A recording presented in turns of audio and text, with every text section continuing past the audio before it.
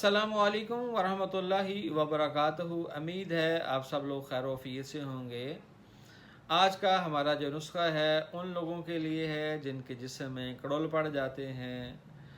तो नुस्खा नोट फरमा लें। नुस्खा नोट फरमाने से पहले आपसे एक रिक्वेस्ट है कि आप हमारे चैनल को सब्सक्राइब करें, लाइक करें, शेयर करें और कम से कम 3 से 5 लोगों तक तो लाजमी शेयर करें।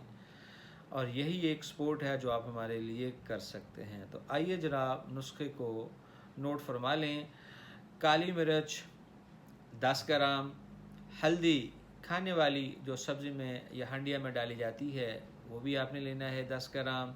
जंजबील जिसे हम खुशक अदरक बोलते हैं वो भी आपने लेना है 10 ग्राम।